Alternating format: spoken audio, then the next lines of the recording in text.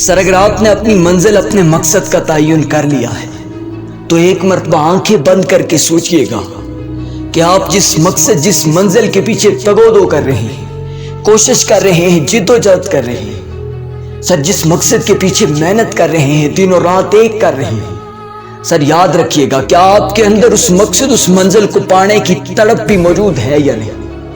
سر اگر آپ کا جواب سچا ہوا تو یقین مانیے آپ بڑی منزل کے ایک سچے اور بڑے مسافر بن جائیں گے۔ سر اگر آپ جاننا چاہتے ہیں کہ آپ کے اندر وہ تڑپ، وہ طلب، وہ جذبہ موجود ہے یا نہیں، سر اپنے آپ کو ماپنا چاہتے ہیں تو جس وقت بھی ناکامی آئے اس وقت گھبرانا نہیں ہے، آنکھیں بند کرنی ہے اور اپنے رب کے حضور دعا گو ہونا ہے۔ سر وہ طلب، وہ تڑپ لے کر اپنے دل اور دماغ کے اندر، اپنے تخیلات، اپنے خیالات کے اندر سر اپنی منزل اور اپنے مقصد کو لانا ہے۔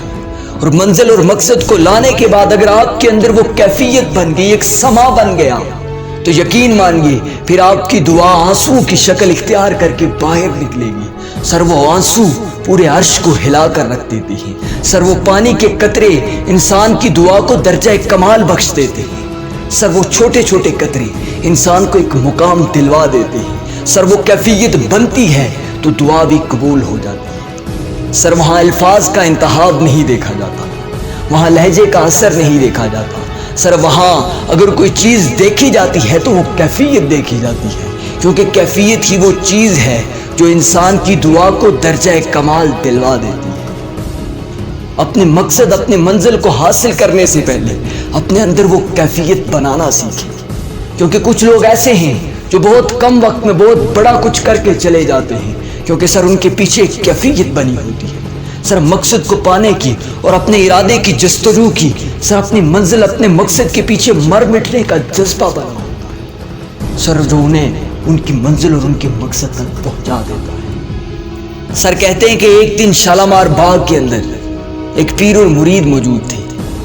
اذان کا وقت ہو جاتا ہے، پیر صاحب اپنے مرید سے کہتے ہیں کہ آپ اذان پڑھنا شروع کریں۔ مرید کہتا ہے حضرت یہاں سب غیر مذہب ہیں، اذان پڑھنے کا کوئی فائدہ نہیں۔ لیکن پیر صاحب حکم کرتے ہیں تو پھر حکم کی تعمیل کے لیے وہ مرید اذان پڑھنا شروع کر دیتا ہے۔ اذان پڑھنے کے بعد تھوڑی دیر کے بعد صفیں بننا شروع ہو جاتی ہیں۔ سر وہ صفیں بنتی ہیں تو دنیا کے لیے ایک سبق بن جاتا ہے۔ سر اگر آپ حق کو ساتھ لے کر چل رہے ہیں، سر اگر آپ کی تڑپ، آپ کی طلب اور آپ کی کیفیت سچی ہے، سر اگر آپ کی دعا نے آنسو کی شکل اختیار کر لی ہے، سر اگر آپ اپنے آپ سے سچے ہو چکے ہیں، تو یقین مانیے آپ بے شک اکیلے نکلیں، اگر حق کو ساتھ لے کر نکل رہے ہیں، سر اگر آپ کی طلب، آپ کا کام، آپ کی منزل سچی ہے، تو یقین مانیے جن کے اندر پھر اکیلے چلنے کا حوصلہ پیدا ہو جاتا ہے، اگر وہ حق پر ہوں تو ایک دن ان کے پیچھے قافلہ چلتا ہے۔